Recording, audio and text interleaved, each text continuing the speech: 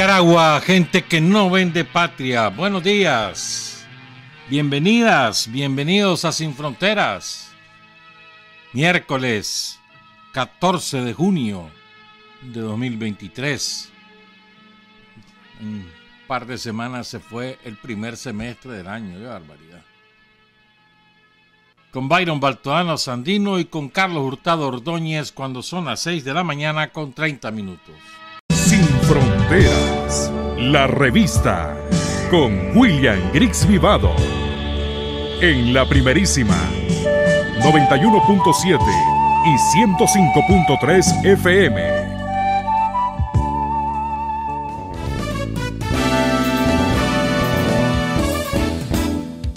Sin fronteras para decir la verdad.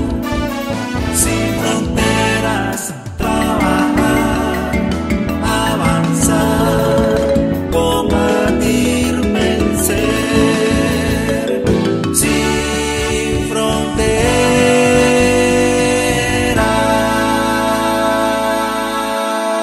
6 de la mañana con 35 minutos. Un saludo a Ronald López, el pollón. Está un poquito enfermo ahí en San Judas, uno de los grandes combatientes del Frente Sandinista en San Judas, en la insurrección de San Judas, que fue una de las más bravas, que requirió mucha astucia, mucho esfuerzo, mucha fuerza de los chavalos de la época. Tuvieron que replegarse al vapor, muchos salieron después para León, otros se regresaron, fueron a los barrios orientales y muchos compañeros cayeron en San Judas, lo que hoy se conoce como Sierra Maestra, Pocho Puape, el Camilo Ortega, toda esa zona, mano, brava zona. Y Ronald está enfermito, pues entonces todos sus amigos y sus amigas, échenle una visitada, vayan a platicar con él. Eso es más importante incluso a veces que los propios medicamentos o la fisioterapia. Que Ronald sienta que lo siguen queriendo y que sigue siendo importante. Son las 6:36. Hemos tenido una visita sumamente importante. Bueno, todavía continúan en el país, marchan hoy para Cuba. Se trata del presidente de Irán, Ebrahim Raisi, y la doctora Yamileh Sadat Al-Molova, esposa del presidente de Irán. Miren, esto es sumamente importante. En la geopolítica planetaria, esta visita de Irán es de crucial importancia. Primero nos reafirma en uno de los bandos en que está partido el planeta entero. Segundo, le decimos a los yanquis, a vos a mí no me decís de quién soy amigo y de quién no. Eso yo lo decido. ¿Qué me importa que a vos no te guste Irán? ¿Qué me importa que a vos te caiga mal Irán? A mí me cae bien y me llevo bien con él, ¿y qué? Vos aquí no mandás. Es un ejercicio de soberanía. Vos escoges tus amigos. Y generalmente respondes a tus enemigos. No los escoges vos, te los escoges. El propio adversario se convierte en tu enemigo. Pero vos escoges tus amigos y nadie tiene por qué decirte nada. A ver, es como que vos en tu barrio, el vecino rico de tu barrio, de tu comunidad, de tu comarca, el vecino rico venga y te diga, mira, he estado viendo que viene aquí fulanito de tal, no me gusta que venga aquí, ¿oíste? Que no vuelva a venir, ya te lo digo. ¿Qué le dirías vos? Y vos, ¿quién sos? Hasta aquí, en mi casa puede venir quien yo quiera. Rapidito lo corres, vas a decir que no, por muy rico que sea. Lo corres. No, es igual. Nosotros estamos, además, no solamente que lo hemos escogido como amigo, sino que además estamos orgullosos de ser su amigo. Como decía ayer Daniel, somos revoluciones gemelas, la revolución iraní y la revolución sandinista. ¿Ya? Ahora, Irán, pese a todas las chanchadas que le han hecho los yanquis y los europeos en estos 44 años de revolución islámica, pese a todas esas chanchadas, Irán es una potencia regional. Ha tenido un desarrollo impresionante, científico-técnico, en distintas ramas. Y por eso es que la siguen golpeando. ¿Vos te imaginás si a Irán los yanquis y los europeos lo hubieran dejado ser como quisiera ser? Hoy en día sería potencia de primer mundo. Lo mismo que pasa con Cuba o con Venezuela. Pero creo que es muy importante muchas de las cosas que ayer ocurrieron, que para nosotros son, si vos querés, protocolarias, no lo son. Hubo muchas señales políticas, señales ideológicas ayer en el acto. Ahí en la Plaza Omar Torrijos, me encantó que Daniel recuperara el nombre. La Plaza Omar Torrijos, así se llama. Ese general maravilloso que fue el líder panameño. En la Plaza Omar Torrijos, frente al Los Palme, ahí fue el recibimiento. Entonces quiero subrayar algunas de las cosas. Y quiero empezar, ¿sabes qué? Vamos a empezar al revés. Quiero empezar con la doctora Yamile Sadat Almoloda. Es una doctora, psicóloga, educadora, catedrática universitaria. ¿Ya? O sea, es una intelectual destacadísima. Pero además, ella ha venido enunciando en los últimos 3 años varias tesis desde el islamismo que a mí me parece que son sumamente importantes, llamativas. Por ejemplo, ella dice, la doctora Almoloda dice que la mujer es el último dique de resistencia frente a la dominación cultural del imperialismo. Es una tesis sumamente interesante. La mujer, porque la mujer en la familia es la que defiende esos valores, esa manera de ser, esa cultura. ¿Ya? Y desde ahí es la resistencia frente a la dominación ideológica y cultural de los yanquis o de los imperialismos en general. Recordemos que Irán ha tenido a lo largo de los siglos agresiones de muchos imperios, no solamente de los yanquis. Pero esa tesis a mí me parece sumamente importante, ¿no? Y hay que reflexionarla. Voy a resumir una de las cosas que ella ha venido diciendo en distintas entrevistas a lo largo de los últimos años. Los gobiernos occidentales abusan de las mujeres y no respetan los derechos de las mujeres. Buscan crear un falso estereotipo de que ellos son defensores de la mujer.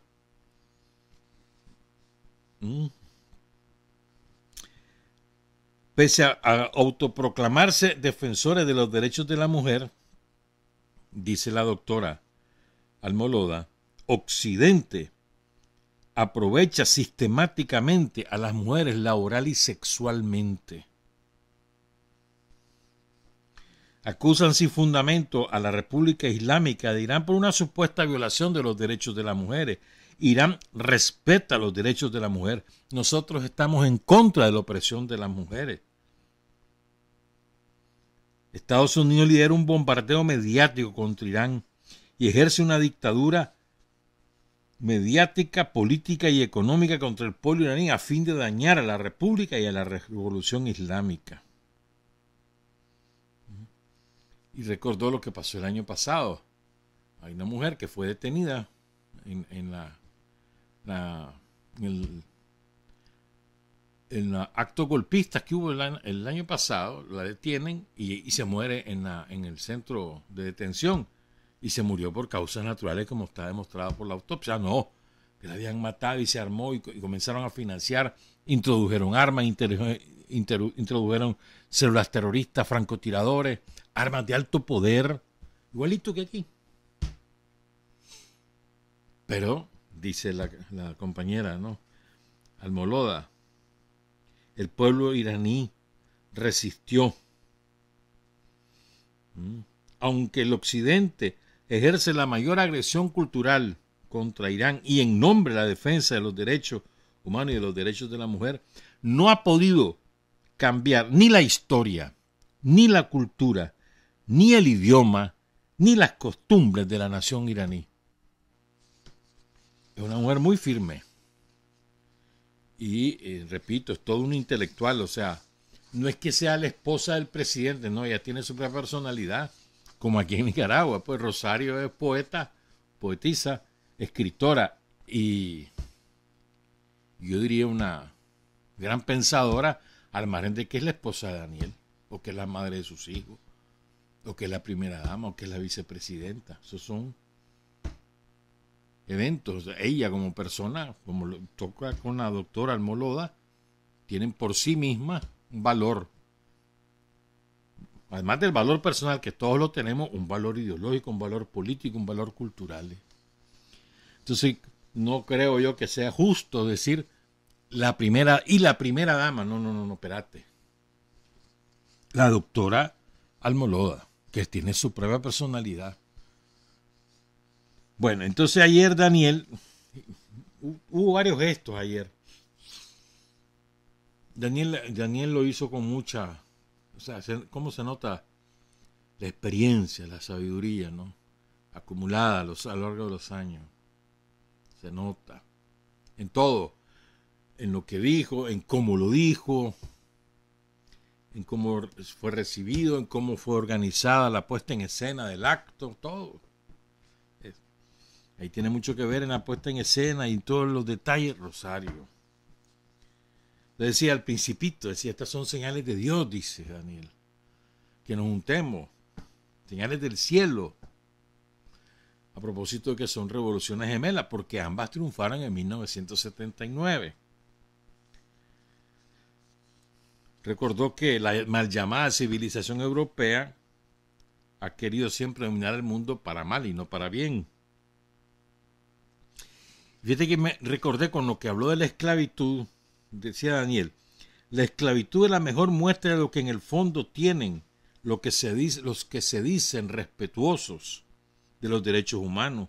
Son ellos los que traficaron con esclavos y convirtieron a los seres humanos en mercancía, trasladándola de aquellas regiones y pasando luego cruzando Europa para trasladar también esa fuerza esclava a estas tierras, a estos continentes que estaban siendo dominados bajo la fuerza de la cruz y la espada, lo que era una verdadera blasfemia contra Cristo. Después viene otro concepto, pero me voy a detener aquí, porque me acordé que el canciller de Mali, si mal no recuerdo, fue el canciller de Mali, esta semana, fue durísimo, y le dice a los europeos que es una paradoja, lo dijo con mucha vehemencia además, de que los países que esclavizaron a África vengan ahora a decirle cómo deben protegerse los derechos humanos en África. Es que de verdad son sinvergüenza los europeos. Ellos llegaron a África a saquear su riqueza, a robar a los seres humanos, a secuestrar a los seres humanos, a asesinar a los seres humanos. A los pocos sobrevivientes se los llevaron como esclavos, los fueron a vender a plazas públicas como esclavos en New York, en Boston, en muchos lugares de Estados Unidos y en América.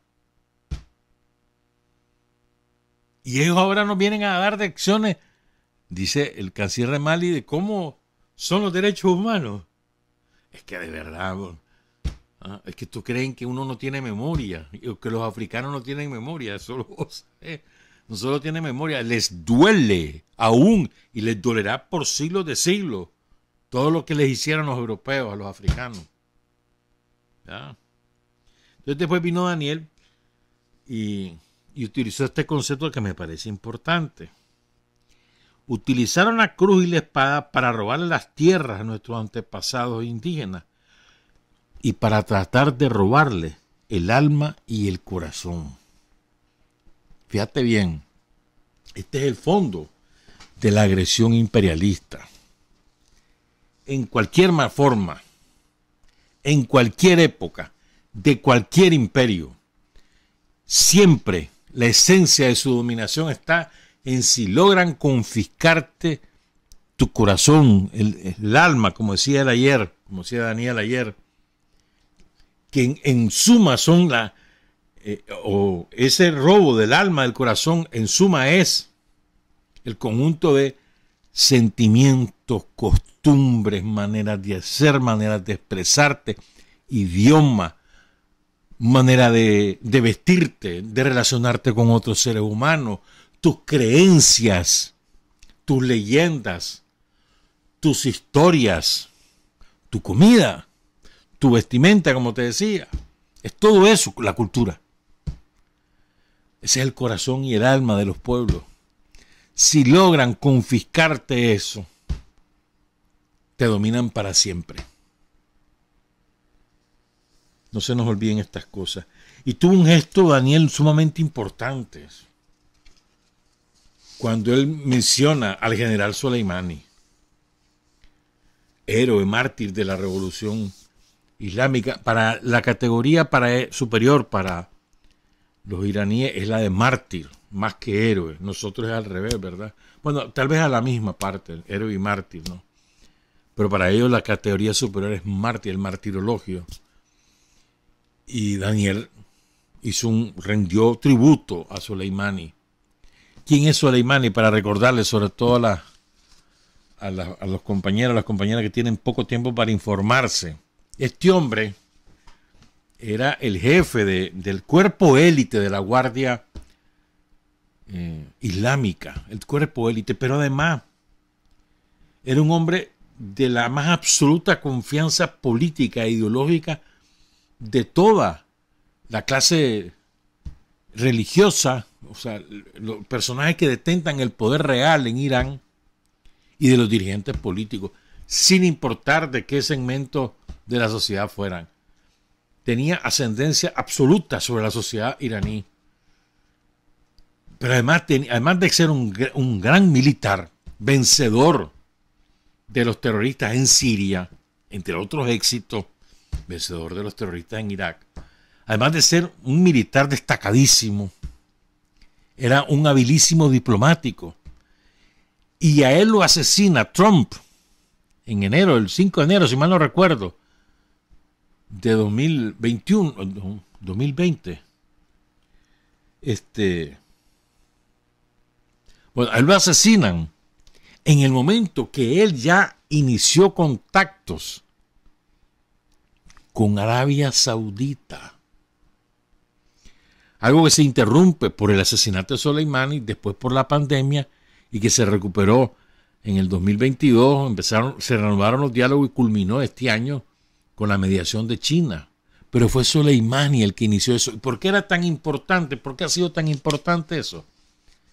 Porque la reconciliación de las dos grandes tendencias del islamismo, sunita y chiita, y porque además Estados Unidos ha ocupado ese antagonismo religioso, las diferencias teológicas que hay entre ambas corrientes del Islam, para traducirlo en contradicciones políticas y armadas. Entonces, la reconciliación entre ambos es una cosa que cambia radicalmente el tablero geopolítico en el Medio Oriente, y eso lo inició Soleimani. Fíjate qué clase de importancia la de ese hombre. Los yanquis lo intentaron matar montones de veces y finalmente lo lograron. Lo bombardearon y fue un golpe muy fuerte para la revolución islámica. Y yo diría que también para las fuerzas que anhelamos la paz en el mundo. Y si Soleimani pasó luchando contra el terrorismo toda la vida y contra los malditos sionistas, contra el régimen sionista, contra ese régimen hoy está el mismo pueblo de Israel que está en las calles luchando y luchando porque los sionistas están escalando la opresión contra su pueblo, todo el sionismo. ¿Ya lo que es? ¿Ya? Entonces contra el sionismo luchaba también Soleimani. El Mossad se lo quiso matar montones de veces y lo lograron yanquis. Y Trump se ufanó en Twitter, me acuerdo, no me acuerdo ahorita la palabra que usó una sola palabra para decir yo lo hice. Y después salió el Pentágono confirmando si es cierto, lo hicimos. a un dignatario extranjero en una tierra extranjera, porque lo matan en Bagdad, antes de llegar al aeropuerto. Entonces Daniel recordó a Soleimani, y eso es muy importante para el pueblo y para la revolución iraní. Y además pidió un minuto de silencio. Sumamente importante. ¿Verdad? El 3 de enero fue de 2020.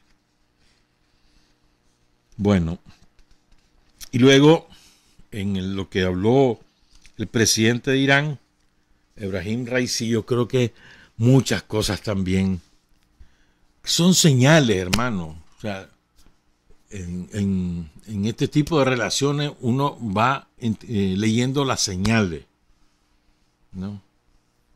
Tanto verbales como no verbales. Vas leyendo a ver cómo va la cosa. Y fue muy bueno lo de ayer, muy bueno. No es la primera vez que vino un presidente de Irán a Nicaragua. Recuerdan que aquí fuimos muy amigos de Manijeyade, ya ni me acuerdo cómo se pronuncia, ¿te acordás? Buena onda. Y yo siempre recuerdo la imagen de él cuando se deja venir desde Teherán para los funerales de Hugo Chávez en marzo de 2013.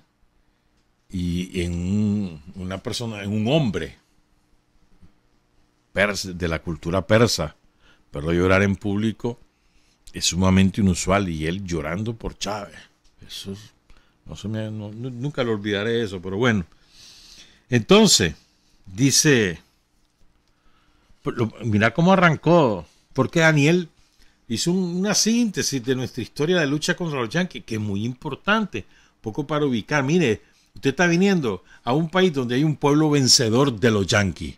Aquí conocemos a los yanquis de hace mucho tiempo, nos han agredido toda la vida y los hemos vencido. Eso es en síntesis lo que le dijo Daniel en distintos pasajes históricos, desde la época de Irian Gen. Entonces viene Raisi, dice, ustedes lucharon contra el imperialismo y triunfaron. Ustedes lucharon contra el saqueo, la exigencia y deseos ilegítimos del imperialismo y triunfaron. Ustedes durante todos estos años resistieron contra las conspiraciones del imperialismo y triunfaron. Es muy bueno. Y entonces recuerda, sobre todo para los que son creyentes, recuerda esto que les enseñó, cuenta él, el fundador de la República Islámica de Irán, Ruhollah Khomeini, o Khomeini, como quieran pronunciarlo. Dice, Khomeini enseñó a nuestro pueblo que cumpliendo con dos principios se puede siempre triunfar: confiar en Dios y confiar en nosotros mismos, en nuestras capacidades. Esto es una frase de mucha profundidad. De mucha profundidad. Y después dice, nuestro pueblo conoce muy bien las luchas, los esfuerzos y movimientos del pueblo nicaragüense. Ustedes lucharon contra el imperialismo y triunfaron. El movimiento en busca de justicia, de independencia y la libertad son los principios que tienen en común ambas revoluciones. Y luego recuerda lo que le ha pasado a Irán en estos días, en estos últimos años. Estados Unidos quería paralizar a nuestro pueblo a través de las amenazas y sanciones, pero nuestro pueblo no se paralizó en su camino. Y oigan esto, y convirtió las amenazas y las sanciones en oportunidades. Cualquier parecido con Nicaragua no es coincidencia. ¿Por qué? Porque el origen somos revoluciones populares. Y a través de esas oportunidades logró grandes avances en diferentes áreas. Hoy día la nación iraní es una nación avanzada y ha logrado grandes progresos en las diferentes áreas a pesar de las sanciones del enemigo. Eso demuestra, dice el presidente de Irán, que si un pueblo tiene la voluntad firme, de ninguna forma las potencias diabólicas e imperialistas pueden pararlo. O sea, depende de la voluntad, hermano. Si tu voluntad es firme, no hay manera que te frenen.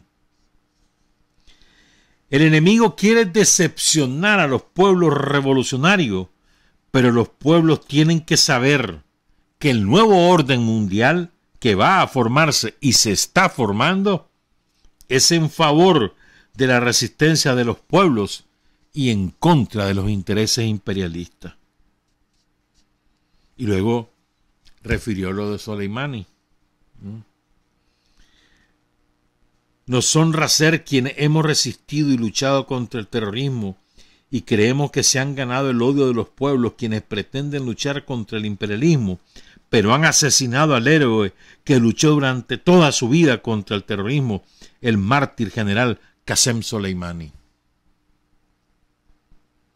Entonces al final dice, bueno, ya llegó la hora de rezar, dice, y tenemos que prepararnos para lo, ¿cómo se llama? Las conversaciones y los acuerdos. Entonces, y dice esta frase, que me gustó mucho, dice, pido a Dios Todopoderoso que nos ayude a primero conocer lo que es nuestro deber y luego a cumplirlo bien. Primero dice que me enseñe cuál es mi deber y segundo que me ayude a hacerlo bien, a cumplir bien mi deber. Interesante. Muy interesante lo que pasó ayer. Bueno, vamos a ver ahora qué más pasa. Ayer también estuvo en UNAM, creo, la doctora Almoloda. Sí, estuvo en UNAM con la rectora de la UNAM Managua. Bueno, son las 7 de la mañana. Es imposible no referirme a esto ya, porque ya pasó el lunes y esto fue el sábado y quiero referirlo. La confesión sin ningún tipo de escrúpulo, con todo desparpajo, como sintiéndose aún dueño del mundo, de Donald Trump el sábado pasado, que ha causado escándalo mundial. Pero fíjate, mira cómo es la derecha, ¿verdad? Para vilipendiar a Trump, porque supuestamente es un antidemócrata, es un esto, es un lo otro, sobran las ocasiones, ¿verdad? Pero cuando dice esto, que es del talante del imperialismo, del talante, digamos, habitual del imperialismo, que es una acción previsible en el comportamiento del imperialismo yanqui, aquí no han querido destacar nada. Y nada es nada. Lo han echado así, le han echado tierrita como los gatos cuando van a hacer sus necesidades. Le han echado tierrita. Y Trump dijo en un acto, en un mitin de él, el sábado, cuando dejé la presidencia, Venezuela estaba a punto de colapsar. Nos hubiéramos apoderado de ella, nos hubiéramos quedado con todo ese petróleo. Ahora se lo compramos al dictador y lo hacemos más rico. O sea, que fue como 40 segundos lo que dijo. Y después siguió hablando de sus chochadas allí adentro. O sea, pero esto es impresionante. A confesión de parte, relevo de prueba. Siempre lo dijimos, que ese era el propósito de los yanquis. El propósito no era ayudar al pueblo venezolano, ni la democracia. No, hermano, eso puras excusas, puro invento. Con la ayuda del New York Times, del Washington Post, ¿no? Del Clarín, de La Nación, del Mercurio, de la Foja de Sao Paulo, de la TV Globo, de Televisa, del País, del Mundo, de Times, con la ayuda de toda la maquinaria de propaganda de los yanquis. Más que propaganda es publicidad, relaciones públicas. Día de esto vamos a hablar de lo que significa realmente propaganda. Propaganda es un término interesantísimo. No es propaganda la de ellos, es publicidad, relaciones públicas. Y entonces todos ellos se encargan primero de estigmatizar, anatemizar a los que consideran enemigos porque son dueños de una riqueza a la que le tienen apetito, y de ocultar todas las chanchadas y las atrocidades, los crímenes que hacen sus dueños. Y ahora que son revelados, que son confesados, silencio. Nadie hace escándalo. Ahí vas a ver. Vamos a ver qué dicen ahora los hipócritas. Que esos que se las dan de izquierdistas. y que son simplemente marionetas de los yanquis con un disfraz, como los Boric, como el Pinochet Boric, o como el, mejor no digo, mano, no va a ser que después me regañen.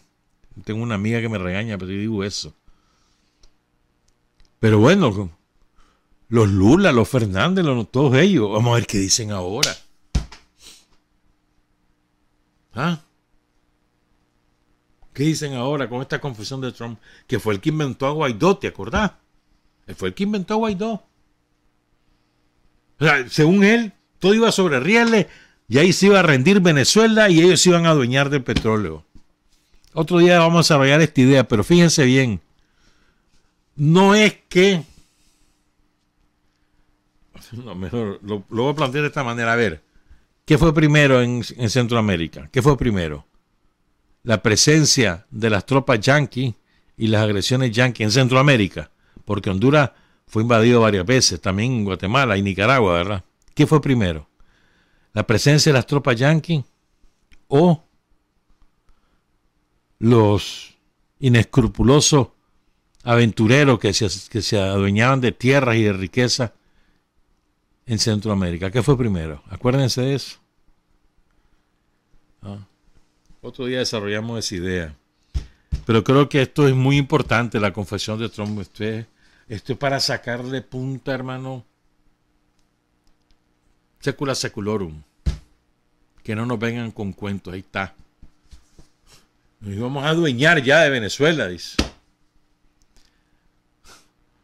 Que ha sido el hambre sobre Irán por las reservas petroleras. Y que es el hambre sobre Rusia por sus reservas de tantas cosas. Y que es el hambre sobre China por sus reservas de tantas cosas. Y en ambos casos por sus científicos. Ustedes revisan la mayor parte, como el 80% de las eminencias científicas de Estados Unidos son inmigrantes. Inmigrantes de primera generación o a lo más de segunda. Porque los yanquitos no producen nada, solo producen delincuentes, criminales, ladrones, eso sí producen. Y entonces ellos, como se sienten dueños del mundo, alquilan cerebros, les pagan una millonada, los cerebros se van y se ponen al servicio de esa logia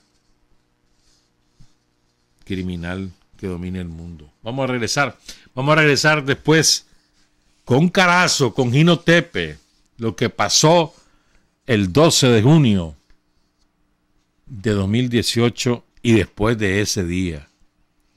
Las atrocidades que vivió el pueblo de Jinotepe, de Dolores, de Diriamba, de San Marco, lo que ocurrió durante la fase militar del golpe yanqui en Nicaragua. Las 7:07. Hay hombres que luchan un día y son buenos.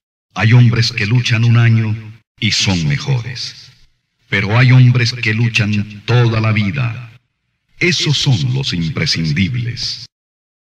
7 de la mañana con 12 minutos. Vamos entonces a ocuparnos de lo que ocurrió en Carazo y tenemos bastante material recopilado a través de distintos compañeros que después lo canalizaron a través del compañero Mario Cruz. También quiero agradecer a Alberto Cano que nos mandó un material y ya lo vamos a poner. Y cosas después que fuimos buscando por ahí. Y aquí vamos, pues. Y quiero empezar con un resumen, el mejor resumen de lo que ocurrió. Resumen, que no es relato, es un resumen de lo que ocurrió el 12 de junio, tanto en Jinotepe como en el país. Lo hace la policía. En una nota de prensa, la número 56 de 2018.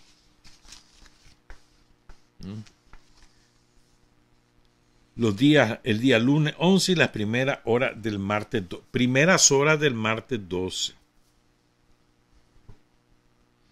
¿Ya?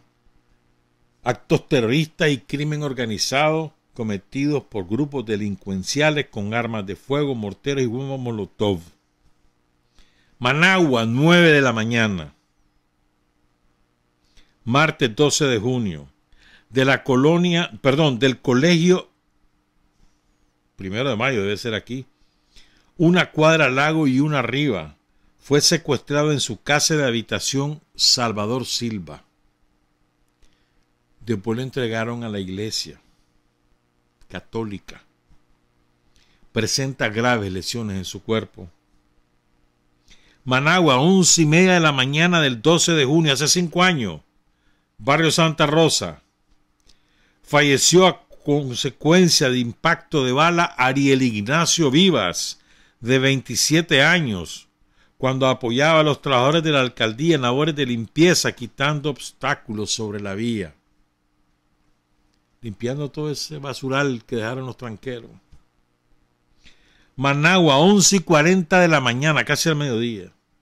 De los semáforos de Vía Progreso, una cuadra arriba, 3 andenes al lago, fue secuestrado de su casa de habitación Roberto Rodolfo Rodríguez Sobalbarro.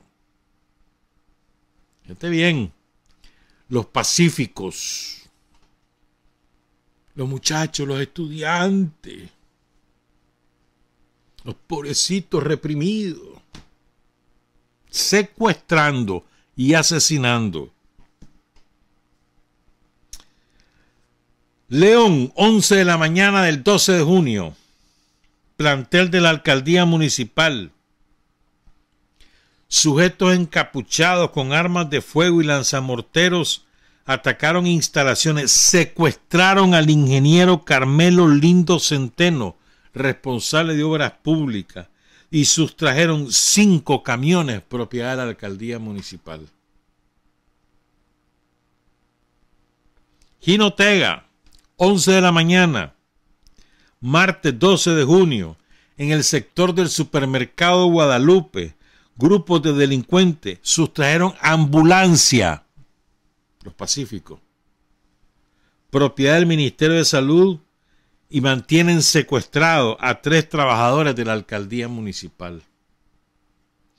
Mazatepe, la tierra de mis mamas, 6:38 de la tarde, 11 de junio. Grupos delincuenciales encapuchados con armas de fuego y morteros atacaron las instalaciones de la alcaldía de Mazatepe. Los pobladores repelieron este acto criminal. Y culmina este comunicado, esta nota de prensa, la 56 de 2018, con Jinotepe. Jinotepe, 4:30 de la mañana, 12 de junio. Contigua a la unidad de bomberos, sujetos encapuchados con armas de fuego, morteros y bombas molotov que se mantienen en el tranque sector del Colegio San José, atacaron a la delegación policial, siendo repelidos por las fuerzas policiales. Resultaron lesionados 3 compañeros policías y fallecidos los ciudadanos Marco Gutiérrez Acevedo y Guillermo Méndez, pobladores del sector. Asimismo, mantienen secuestrados a 9 ciudadanos. Estos delincuentes saquearon y destruyeron la casa del alcalde de Jinotepe, Mariano Madrigal. Jinotepe. Después vamos a ahondar ahora con estos detalles, pero por eso lo introduzco así. Jinotepe, 4:50 de la madrugada, Hospital Regional Santiago. Grupos de sujetos atacaron con morteros las instalaciones, ocasionando daño en el área de emergencia. Posteriormente se dirigieron al Silais, sustrajeron medicamentos. En ambos casos fueron repelidos por la población. ¿Ya? Este es un resumen sintético. Vale, puchica, esa es una redundancia abominable lo que va a decir. Esta es una síntesis que hizo la policía. En su momento no está todo, claro que no. Ahora vamos con todo. No, bueno, y ni siquiera. No alcanza para decir todas las chanchadas que hicieron estos desgraciados. Hay una crónica que publicó un compañero bajo el seudónimo de Caupolicán el 12 de junio de 2019. Es corta, dice el compañero. El pueblo de Jinotepe, o compañera, no sé si es varón o mujer. El pueblo de Jinotepe despertó el 12 de junio de 2018 con sangre en sus calles. Tranques y violencia en cada esquina, con un odio desmedido a todo lo que olía o tenía que ver con sandinismo en todas las expresiones y generaciones, manipulando las emociones, asesinando, secuestrando, quemando, robando, destruyendo todo lo que había a su paso, un tornado de mezquindad, arrasando todo lo que la revolución había construido. La manipulación y el resentimiento alimentaron los tranques. Y esta es una reflexión que hace esta compañera o compañero bien interesante. Dice Caupolicán. Hay algo interesante que contar. Para ellos, los golpistas, los delincuentes del tranque de San José, los terroristas, para ellos, los sandinistas no hacíamos nada porque éramos pocos, porque el frente sandinista estaba débil, porque ya estábamos solos, porque ellos tenían la razón. Llegaron en un momento a autoconvencerse de eso, ¿te acordás? Es que la inercia del sandinismo, todo el mundo obedeciendo a Daniel, no salgan, aguanten. Digo, había momentos que superaba y había que actuar. Pero en general el sandinismo se contuvo por la orden de Daniel. Entonces eso lo interpretaron como debilidad.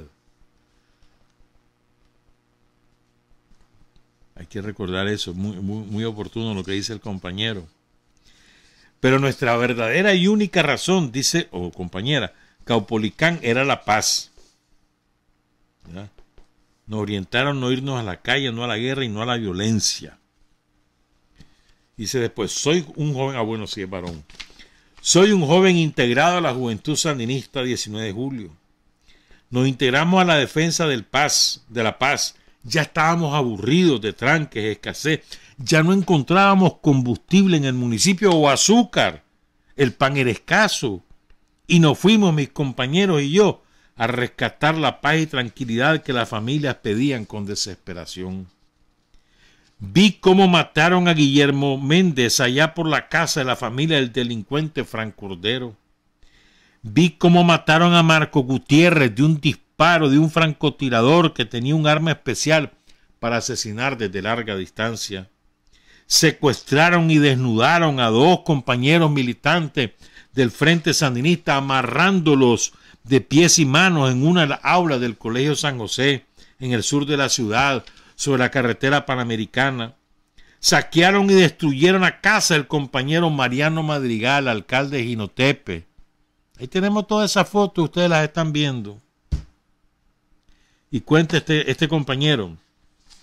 A las 6 de la mañana me llaman que en el sector de Links, a 2 cuadras del Colegio Tranque San José, hay un compañero herido de bala en la pierna derecha, que me movilizara a traerlo. En ese momento salgo del sector sur de Jinotepe hacia el norte. A medio camino ya andaban los delincuentes motorizados que tenían sede en el San José, disparando a todo lo que se movía. Algunos decían que su operación había fallado. El compañero herido salió por caminos alternos hasta resguardarse junto con otros compañeros. De las 6 a las 8 de la mañana se instalan más de 96 tranques, pero solo 30 estaban bajo el poder de los golpistas. Ellos los levantaban, los otros, chantajeando a la familia que si no hacían tranque, eran sandinistas o sapos, y serían asesinados. Y nadie quería morir, así que la gente lo hacía.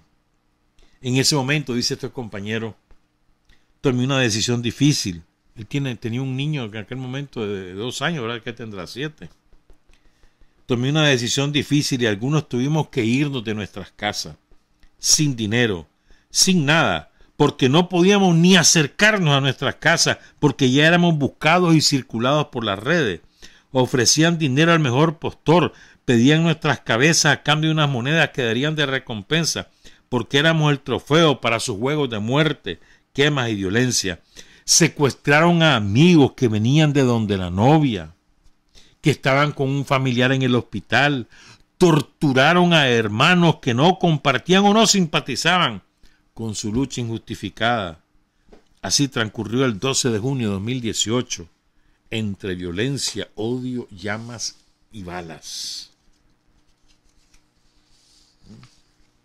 Entonces ahora voy con el relato, la recopilación de los informes y de testimonios que ha hecho Mario Cruz, bueno, más otras cosas que nosotros nos encontramos por ahí.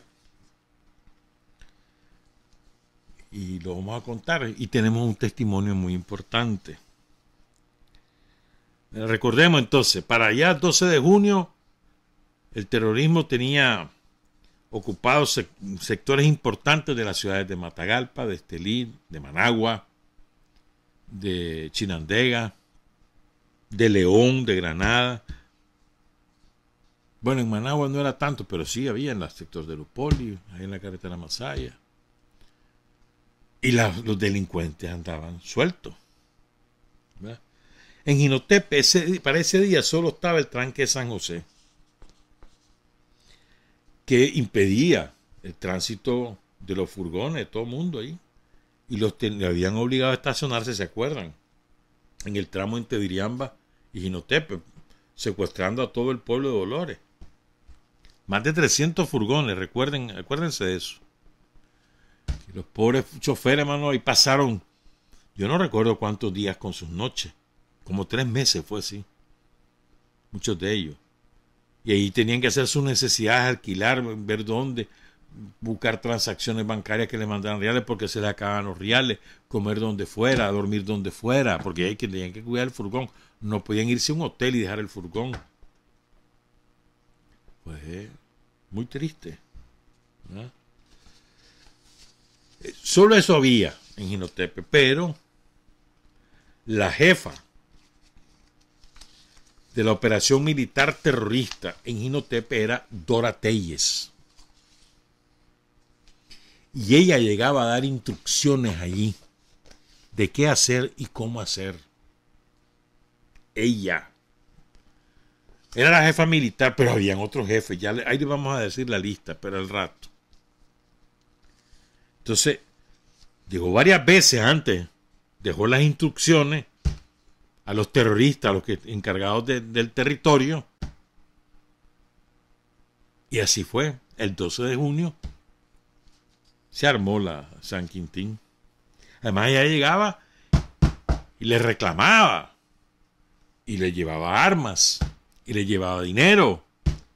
¿Te acordás? Me acuerdo una vez, la policía allá en el retén que había colocado la Policía Nacional en 4 esquinas, las 4 esquinas de San Marcos de Dirama, como querrás.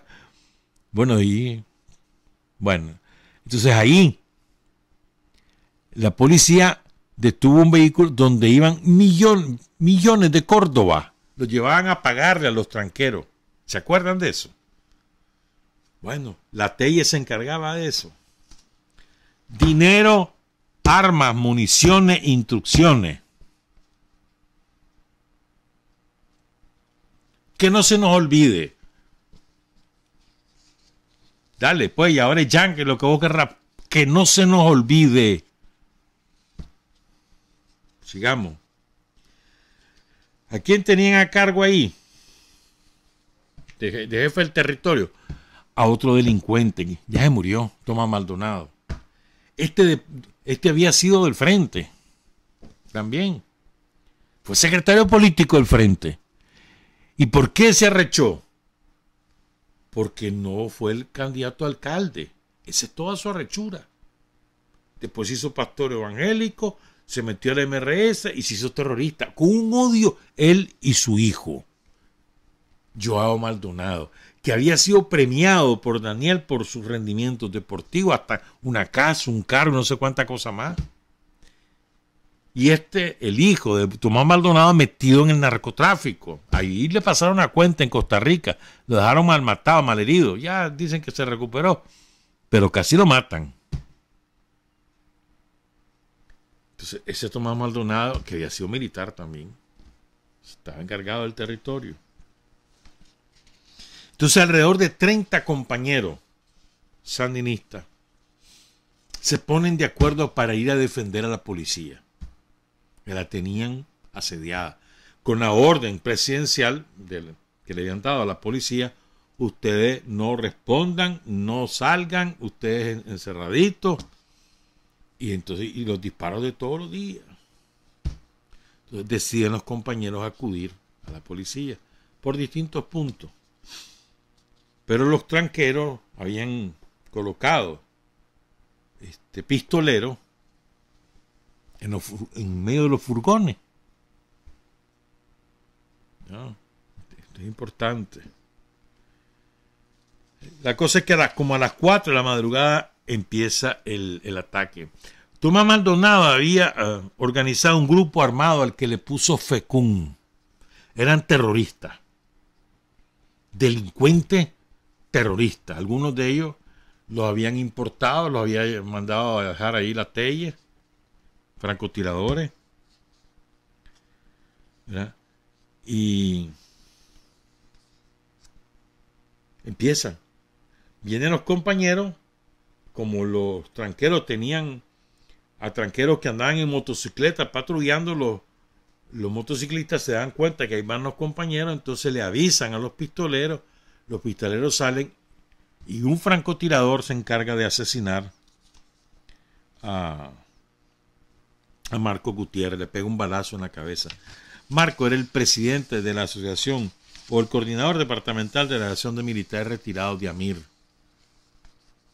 No pude obtener mayores datos biográficos de Marco, sí los tengo de Guillermo. Entonces, cuenta este relato, ¿verdad? Que Marcos cae y lo llega a auxiliar Pedro Espinosa, un compañero, ¿verdad? Y pega gritos, ¿no? ¡Ayuda, ayuda! ¡Nos mataron a Marco! ¡Nos mataron a Marco! Pero él murió instantáneamente. Si el balazo le destrozó la cabeza de un fusil de alto poder, usado por un francotirador, entrenado para eso, para asesinar. ¿Verdad? Entonces aquí me voy a detener. Bueno, minutos después, ¿verdad? A tan solo una cuadra donde asesinaron a Marcos, cae el compañero Guillermo Méndez de un impacto de bala en su cabeza y otro en el cuello. Estos fueron disparos hechos desde los furgones. Entonces, en la balacera, todos los compañeros, los 30 compañeros que iban a buscar como diario a la policía, se dispersan y se arman más. Aquello fue un pandemonium. Ahí es cuando se empiezan a levantar esos 90 tranques por toda la ciudad. Qué rebelión ni qué nada. Los delincuentes que llevó la Telle y que organizó el MRS. Ahora quiero interrumpir este relato con lo siguiente.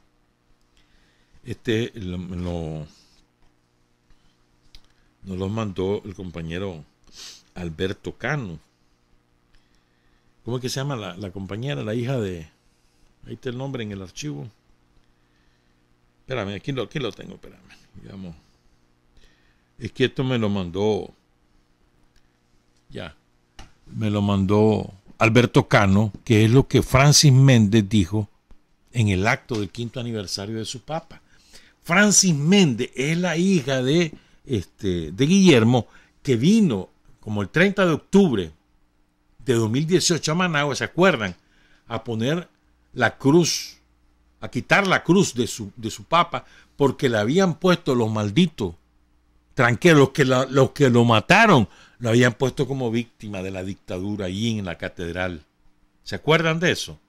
Es ella y se mete a la catedral y saca la cruz de su papa y denuncia lo que están haciendo con su papa. Pero entonces, en lo que ella dijo el día lunes en el cementerio, es importante esto, ¿eh? Oigan este relato, porque ella cuenta qué pasó ese día, de qué manera se dan cuenta y cómo hacen para enterrar a su papa.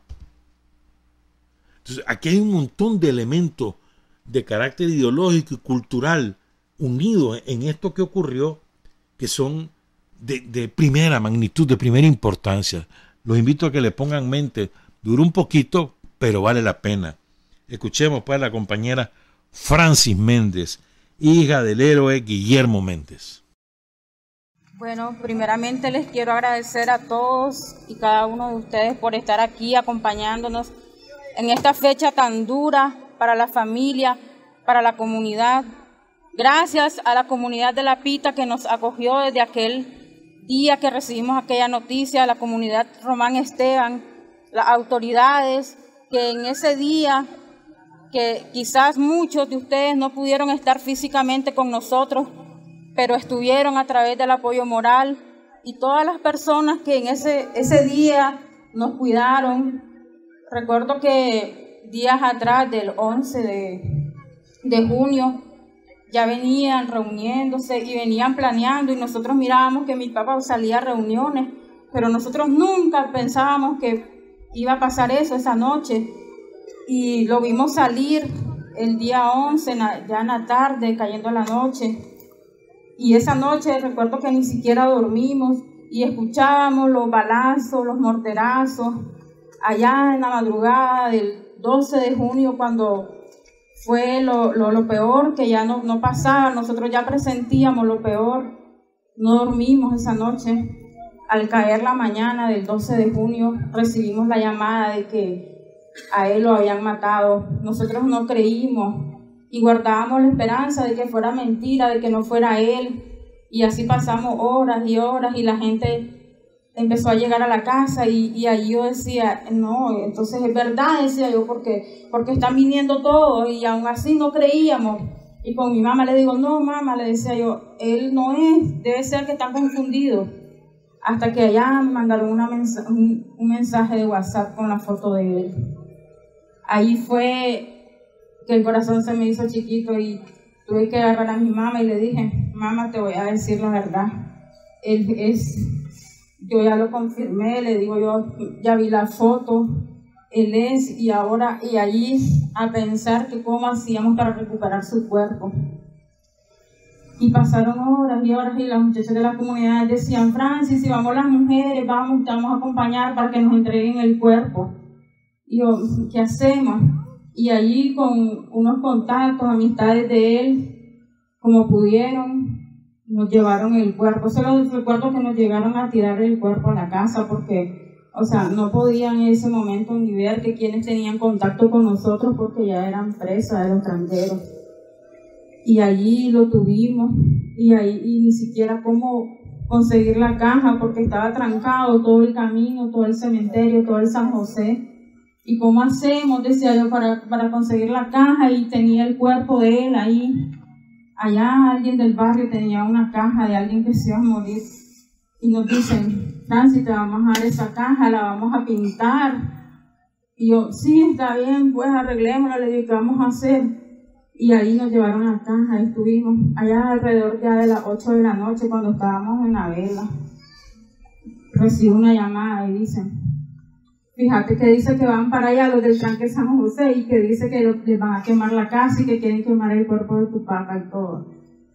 Y ahí empiezo a reunir a mis hermanos y les digo, fíjense que dicen que vienen para acá y que quieren quemar el cuerpo, ¿qué hacemos? Bueno, ahora empezamos a planear, y bueno, pues si acaso se da, pues ni modo, vamos a tener que salir. Y cuando escuchamos de repente unos disparos, ¿quién en el barrio? No teníamos armas nosotros en el barrio, eran ellos. Y entonces ahí se unió toda la comunidad y dijeron, nosotros no vamos a dejar que quemen la casa, no vamos a dejar que quemen el cuerpo. Y todos, recuerdo que se escondieron en el monte, los varones, y dijeron, si aquí vienen, aquí se mueren estos. Y a esa hora que escuchamos los balazos, todos los que estaban en la vela se corrieron, las mujeres fueron gritos, los niños, las mujeres salieron corriendo al monte. Y cuando vimos nos quedamos unos cuantos, y a esa hora los varones agarraron el ataúd de mi papá y lo sacaron de la casa a esconderlo para que no lo quemaran. Y nosotros, las mujeres, agarramos sin rumbo este camino, esperando que nos siguieran, que nos agarraran, que nos secuestraran, porque antes de entregar el cuerpo ellos decían que se entreguen los hijos, nosotros entregamos el cuerpo. Y nosotros pensábamos que ya nos iban a agarrar y nos iban a llevar a ese tranque de San José. Pero bueno, gracias a Dios, gracias al apoyo de la comunidad, no pasó así. No les pudimos dar ni siquiera una vela digna a mi papá. No nos dejaron ni siquiera velarlo. Y de allí a pensar que a dónde lo íbamos a enterrar. Y entonces decía, mi mamá, aquí lo vamos a enterrar en el patio de la casa, dice. Y nosotros no, porque vamos a vivir con eso, nunca vamos a... Y venimos aquí a recurrir aquí al cementerio de La Pita, que gracias a Dios nos han recibido, la comunidad nos abrió sus brazos, sus apoyos, y un apoyo incondicional. Y quiero agradecer especialmente que desde el primer año que nosotros venimos aquí al cementerio, a los niños de la escuela de La Pita, que todos los niños esperan esta fecha, ellos siempre diciendo, el 12, el día de Don Guillermo, ya nos vamos a preparar, y ellos de día antes hacen sus arreglos, y para nosotros eso es un gran sentimiento, un gran agradecimiento, que lo que él tanto decía antes de los tranques, que las mujeres que van a comer, toda esta gente sale a trabajar, van a quedar sin trabajo, los niños se están quedando sin comida. Él siempre pensaba en los niños y cómo es la vida, que ahora los niños son los que están ahí con ese amor, haciendo sus manualidades, haciendo sus ofrendas florales para venir a dejarla el 18, igual el 2 de noviembre, ellos siempre ahí están pendientes. El 18, ¿a qué hora van a venir? Y yo creo que estos niños están desde las 7, 8 de la mañana esperando en este cementerio que viniéramos. Pero que hoy los seguimos recordando. Igual allá su mamá, sus hermanos, el día de hoy, el corazón lo tienen chiquito en Jinotega, que su mamá y siempre vive diciendo, mándenme fotos, porque ella nunca pues ha podido venir a conocer la tumba de él. Ella siempre decía que lo traigan para acá, decía ella que me lo vengan a enterrar aquí, pero en un momento pensamos después de sacar el cuerpo y llevarlo allá a Jinotega. Pero le digo a mamá, no mamá, eso ya está allí, ya está descansando sus restos, ya aquí quedamos. Le digo, él vino desde Jinotega, le digo, él empezó su lucha desde temprano allá en las montañas de Jinotega, cuando él trabajó para el 79, él vino aquí, le digo yo. Él quiso quedarse aquí, le digo, él decidió hacer su vida aquí, le digo, aquí se va a quedar, le digo, aquí estamos nosotros, le digo. Y pues mi abuela, que ya es una viejita ancianita, pues, pero ahí siempre nosotros le mandamos los videos, les mandamos las fotos, y gracias de corazón por acompañarnos en este día tan triste, tan duro, tan doloroso para nosotros, para la comunidad, porque no solo la familia Guillermo Méndez sufrió ese día, sino también todos los que anduvieron acompañándole con él, porque amanecieron secuestrados. Nelson, que hoy no está aquí, pues. Rogelio, que por aquí anda, que Rogelio estuvo preso ahí varios días porque no podía salir. Don Chago, que estuvo hospitalizado, Don Chago que casi estuvo en silla de ruedas, después anduvo ahí con muletas, y gracias a Dios que pudo caminar de ese balazo que le dieron a Don Chago. A Milton, que también fue baleado, Milton que casi lo matan en el hospital, que gracias a Dios pudo escapar del hospital esa mañana del 12 de junio, y todos los muchachos, porque fueron un montón de muchachos que fueron de aquí de la comunidad, que se aventuraron ese día, gracias a ellos, porque igual ellos también nos estuvieron cuidando, y ellos dijeron, nosotros no los vamos a dejar solos, no tengan miedo, nosotros vamos a estar aquí, los vamos a estar cuidando. Y hasta el día de hoy siempre llegan a la casa y están pendientes de nosotros. Un eterno agradecimiento a cada uno de ustedes por el cariño, por el apoyo, por el acompañamiento que nos dan. Muchas gracias de corazón en nombre de la familia de Guillermo Méndez. Impresionante, ¿verdad? Impresionante. Comunidad solidaria. ¿En quién arropa a la familia de Guillermo? La comunidad Román Esteban. O sea, no estás hablando de autoridades, no, la comunidad. ¿Quién le da el féretro? Porque no los dejan entrar, pasar, no hay funeraria abierta. ¿Quién les da el féretro? Una familia que estaba esperando la muerte de una persona de su familiar. Le da el féretro para que lo puedan enterrar. No lo podían llevar al cementerio. Entonces, otra comunidad, la comunidad de La Pita, le ofrece el cementerio.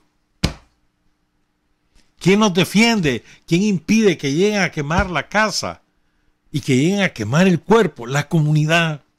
Los chavalos de la comunidad que se van al monte a esperar a que lleguen los tranqueros. Pues vengan. Es impresionante todo lo que ocurrió ese día en esa comunidad. Y después dicen que es que era el pueblo el que se había levantado. Bueno, váyanse a la Román Esteban, vayan a La Pita, A ver si es cierto. Impresionante el testimonio de la compañera, la hija de Guillermo. Que por cierto, Guillermo nació en Pantasma, en 1953, 29 de junio. O sea que al momento que lo asesinan tenía 65 años. Integrado al frente del 77, aprovechaba que él era jugador de béisbol. Y entonces era correo del frente ahí en toda la zona de Pantasma, de Huihuilí y demás, pues, Abisinia, en distintas comunidades. En el 78 lo pinta un juez de Mesta, lo denuncian a la guardia, lo echan preso las vísperas de Navidad del 78, pero tuvo una gran suerte cuando lo están metiendo a la celda más terrible que había en todos los cuarteles de la guardia, que era la de 2x2, lo máximo que tenían, sin ventana ni nada, celda oscura. La cocinera ve que lo están metiendo ahí. Entonces, como a los 3 días, la cocinera le ayuda y huye de la guardia. Ya después se metió a una de las columnas una de las escuadras de la columna guerrillera Blancaraus. Tras el triunfo, se encargó de organizar a los campesinos, a los obreros agrícolas de Pantasma, para ocuparse de las tierras confiscadas al somocismo. Y después se hace cargo de uno de los pelotones de las milicias populares en el 80 de los colectivos de producción Juan Agustín González y Jacinto Hernández, ¿verdad? Luego le dan la militancia en el Corozal Pantasma. En el 80 ingresó al ejército. Se prepara en la Escuela Nacional de Artillería de Montelimar. 6 años después lo trasladan como cuadro político a la estructura de la Asociación de Trabajadores del Campo. De ahí empieza a trabajar. En el 89 lo mandan a Carazo, ¿verdad? Y ahí empieza a trabajar siempre con ATC. Viene el 90, se integra a las estructuras electorales del Frente, al Frente Nacional de los Trabajadores, a la UNAC. Y así, luchando siempre, ¿verdad? Y siempre trabajando con ATC, con el cooperativismo, hasta que lo asesinan, pues, el 12 de junio de 2018. Entonces continúo con el relato. Me detuve para que nos ubiquemos en el asesinato de Guillermo. Entonces, después que matan a los 2 compañeros, a Marcos y a Guillermo, a escasos metros del colegio de San José se encuentra la casa del alcalde de Jinotepe, Mariano Madrigal. Y después que matan a estos 2, va la turba desaforada, con aquel odio, ¿verdad? Porque todos esos días no solo destilaban odio, sino que los alimentaban de odio. Y de eso se encargaba la Telles con toda su gente, de alimentar el odio de los tranqueros, para que cuando salieran a actuar, a obedecer sus órdenes, actuaron con la mayor saña, sin ningún tipo de piedad ni clemencia, como en efecto fue. Entonces salen aquella banda de forajidos y se introducen a la casa de Mariano, porque ellos lo que querían era secuestrar a Mariano, a su esposa, a sus hijos, pero no estaban ahí. Habían tomado la previsión de salir de la casa. Entonces sacaron todos los chereques, los pusieron en media calle y los quemaron, como le hicieron a la Jacaranda allá en Masaya, igualito. Y le quemaron, le destruyeron la casa a Mariano Madrigal, el alcalde de Jinotepe. ¿Verdad? Luego se van a destruir, tomar, saquear y destruir, y en algunos casos incendiar, todo local del Estado que encontraran. Primero los que estaban cerca del Colegio de San José. Recuerden, el Colegio de San José administrado por religiosa, dependiente de la Arquidiócesis de Managua.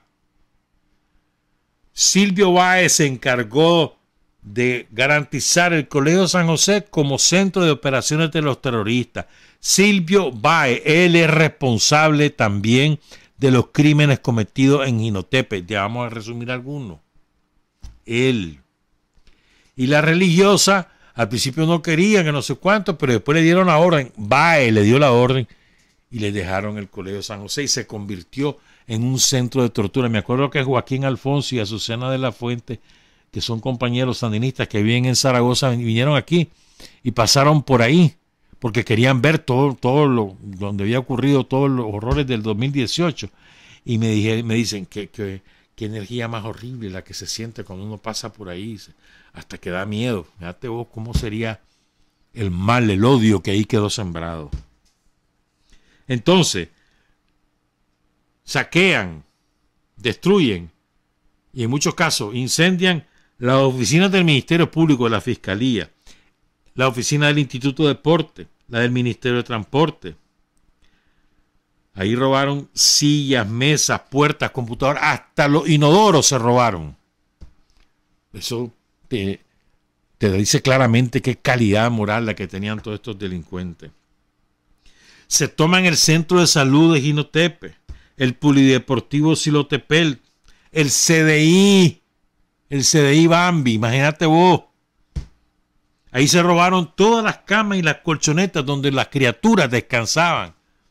El CDI. Y las instalaciones de los bomberos. Entonces, lo que iban hallando a su paso, vehículos, lo que fuera, motos, lo que encontraran, lo iban vandalizando, destruyendo, incendiando, lo que fuera. Es que era una marabunta ahí, hermano.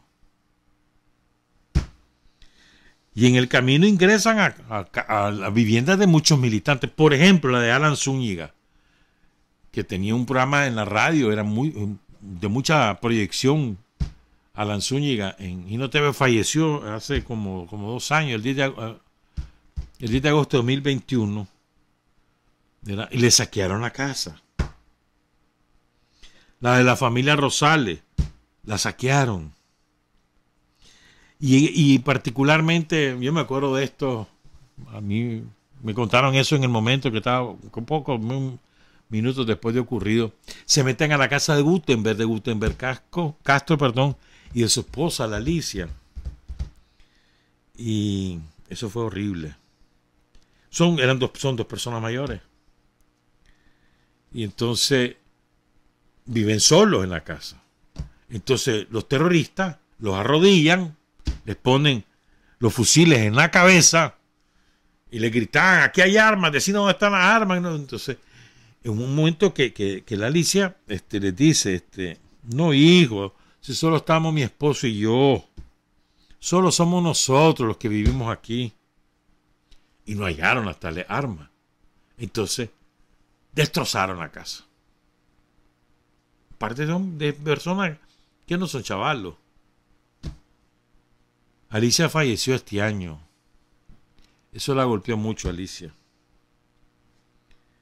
Y ahí será su patrimonio familiar, muchas de las cosas que acumuladas a lo largo de tu vida, destruidas.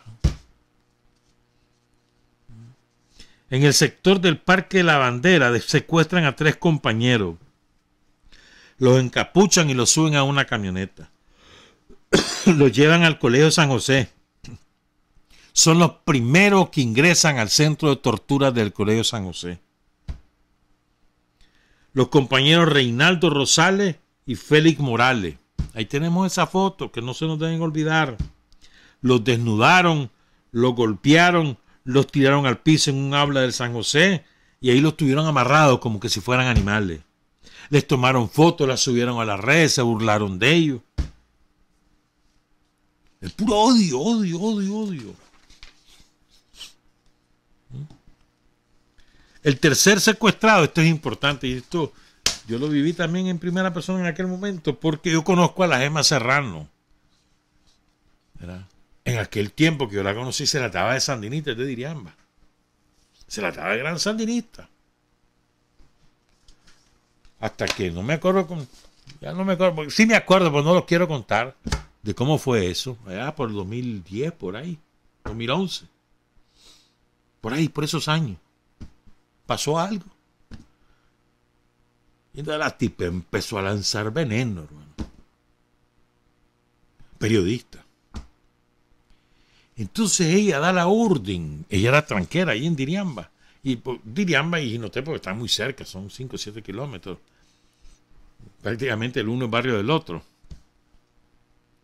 Entonces, ella le pide, le da la orden, aunque lo que ustedes quieran, porque ella no mandaba, pues ella era ejecutora. Pero le pide a su jefa, seguramente a la Telle o al delincuente Maldonado, no me importa que esté muerto porque fue un delincuente y un criminal, que le secuestren al Papa. Ella odiaba al Papa porque no se había hecho cargo de ella. Su versión, no sé, la versión del Papa no la conozco. Y entonces lo secuestran. Era un hombre que en ese momento tenía como 65 años, algo así. Y le pegan una vapuleada que le quiebran la quijada, le quiebran la nariz, le quiebran otros huesos de la cara. Lo dejaron, me acuerdo, aquella cara tumefacta. Y la Serrano hace un video diciendo orgullosamente que ella había pedido eso. Ese es el tercer Henry Serrano. Es el tercero, el que meten ahí en la sala de tortura del Colegio San José. En otro sector de Jinotepe, eso queda hacia el occidente, ¿no? Más o menos ahí. Sí. El Silay. Ahí saquean el Silay. Destruyen los vehículos, las motos, las computadoras se las roban. El medicamento lo queman.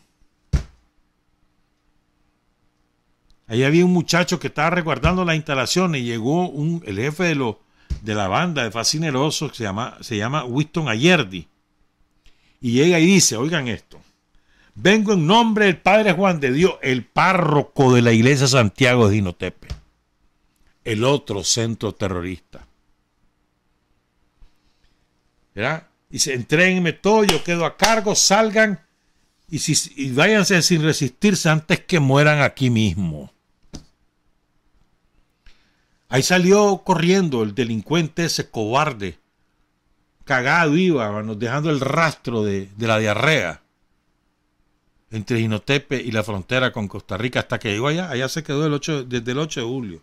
Jamás regresó. Y que no vuelva mejor. Se fueron al juzgado civil, al distrito civil, lo saquearon, al centro de convenciones, las oficinas de orden departamental, el Palacio de la Cultura. Llegaron al MINED, a la sede del MINED departamental. Entonces, como la que no tenían las llaves de las camionetas, se las llevaron empujadas. Las parquearon frente a la policía y les pegaron fuego.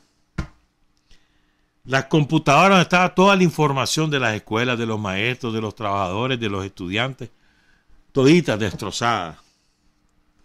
Este dato lo quiero insistir, son las 7:57, me aguantan por favor los compañeros del MEFCA, que falta su poquito todavía. Y hay que recordar estas cosas, pero me detengo aquí. Varios heridos por los tranqueros los llevan al hospital, ¿verdad? Al Hospital Regional Santiago. Pues algunos de los trabajadores, enfermeras, médicos, trabajadores administrativos, llaman a los tranqueros y le dicen, aquí tenemos al fulano, aquí tenemos a la sutana. Y los sacan del hospital y se los entregan a los tranqueros. Ninguno de esos sigue trabajando. Pero es que eso es lo que hacía el somocismo. ¿Se acuerdan que se los conté el lunes? Así hacía el somocismo. Llegaba a los hospitales a sacar a los heridos para rematarlos. Comportamiento somocista. A Mario Sánchez, a Lester Martínez, a Omar González, a Albert Pérez, a Leonardo Martínez, todos fueron secuestrados. Los sacaron de ahí, los amarraron a un poste de luz en el barrio José Antonio Sánchez Salazar y luego los llevaron al Colegio San José. Se van los familiares, imagínate vos, golpeado, herido y secuestrado. Se van donde el cura a pedir que se los entregue en la noche. Ese fue el 12 de junio. Y con decir, no se preocupen, no le va a pasar nada. Ahorita es muy noche. Mañana. Claro, porque en la noche los iban a torturar. Él lo sabía. Y así ocurrió. Dando un video, y tenemos un video donde están después entrenando, dándose las ellos del Pacífico, después que lo habían hecho paste. Y el peor saqueo fue en Afaren, donde está el Torreón, cuando vas en Inotepa, el Torreón, que era el cuartel de la Guardia, porque la revolución a los cuarteles de la Guardia los convirtió en universidades o en centros de salud.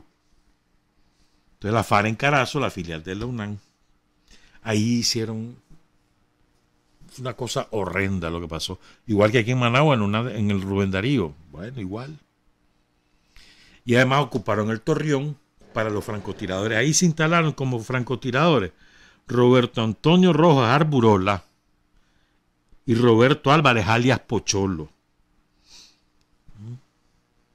Y se encargaron de estar hostigando a la policía, que ahí no más queda. Hostigando y hostigando. Ahí hirieron por lo menos a 12 compañeros. También habían francotiradores en Hertilandia y en la Torre de los Bomberos, ¿verdad? En todos los torreones que habían en Hertilandia, ¿se acuerdan? En las esquinas, bueno, en varios. En el muro están los torreones, allí habían francotiradores. ¿Verdad? Después ingresaron a la comisaría de la mujer. La incendiaron. Se fueron al estadio Pedro Selva. Acababan de reconstruir las cabinas y los dogados, los destrozaron. Y ahí habían algunas maquinarias de la alcaldía. Le pegaron fuego. Saquearon las bodegas que están ahí en las partes del estadio. Fueron 26 días de odio y destrucción a partir del 12 de junio. Dice Mario, y esto es verdad.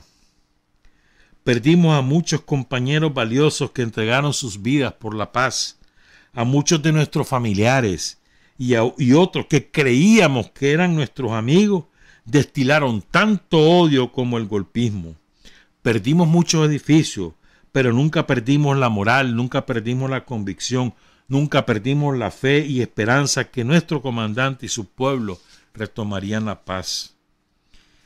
En esos 26 días secuestraron, torturaron y asesinaron a Bismar de Jesús Martínez Sánchez, el 26 de junio, ¿se acuerdan? En las esquinas lo llevan a Jinotepe. Y ahí están esos videos espantosos. Lo desaparecen. Costó hallarlo, como a los 11 meses lo encontraron sus restos ahí por el estadio Pedro Selva. Asesinaron a Christopher Castillo Rosales, que llegan a su casa a buscar al hermano, no lo vayan y lo matan a él el 24 de junio.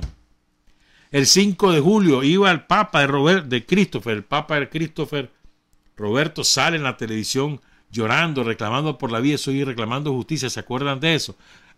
Entonces el 5 de julio él iba en una moto ahí en un barrio en la Cruz de Guadalupe por Hertilandia, iba con una oficial de la policía, con Yadira. Y del Socorro Ramos Jara. A él lo matan delante de Yadira. A Yadira la secuestran. Se la llevan al tranque de San José.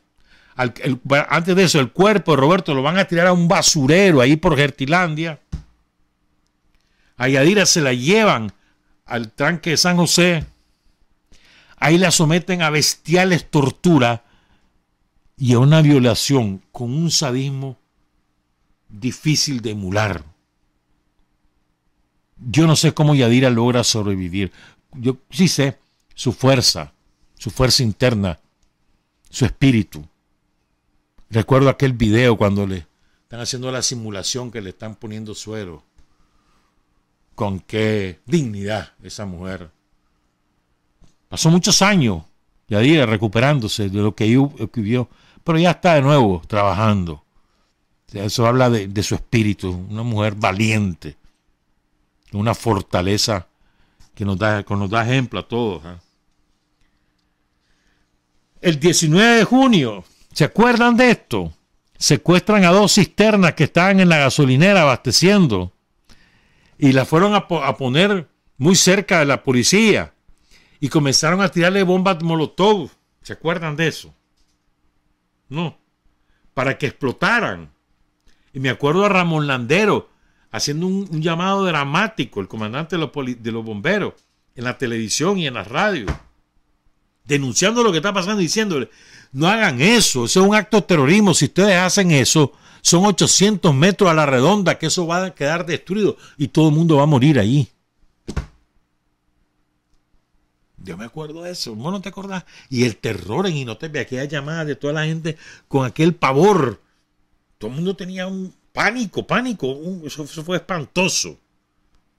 Finalmente entraron en razón los cabrones. ¿Ah? Y todo eso se vivió.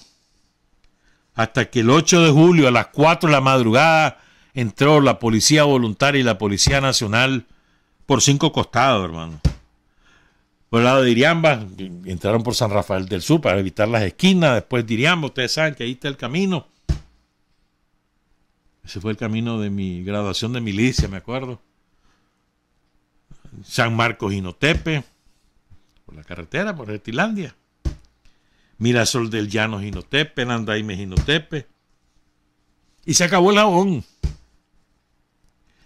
Pero no podemos olvidar a Marcos y a Guillermo. Entregaron sus vidas para que Jinotepes fuera el mismo de antes, el Jinotepes en calma y en paz. No olvidemos a estos dos compañeros, jamás los olvidemos. A Guillermo y a Marco. Guillermo Méndez y Marco Gutiérrez. ¿Quiénes son los jefes de los crímenes en Jinotepes? Que no se nos olvide.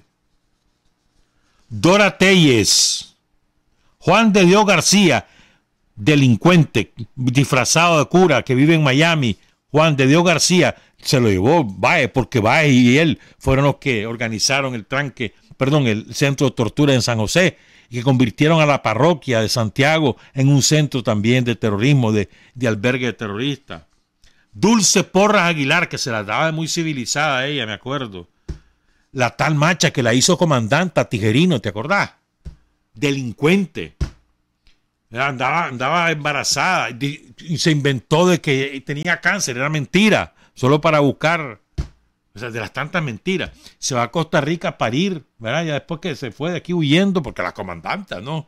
Se fue huyendo allá, después que parió, dice, es que no sé quién es el Papa, porque es que anduve con fulano, anduve con sultano, y ya no sé de quién es, voy a tener que hacer el ADN, ¿cómo sería? Conocida en las cantinas de Diriamba como drogadicta. Esa misma. Tomás Maldonado, que se murió en junio de 2021 y ojalá no esté descansando. Su hijo, el delincuente, Joao Maldonado. Estos son los ejecutores. Francotirador. Rodolfo Rojas Cordero. Lionel Rojas. Este Rodolfo Rojas Cordero ya se murió. Este es otro que ya se murió. Este fue militar. Se murió, iba para Estados Unidos, ahí en Honduras, y ahí lo encontraron muerto en el camino. No se sabe por qué, pues, pero estábamos hablando de ya adentro de Honduras. Álvaro Campos, Lionel Rojas, Rudy Palacio, después te cuento quién es este, ya te voy a decir, Roberto Sancán.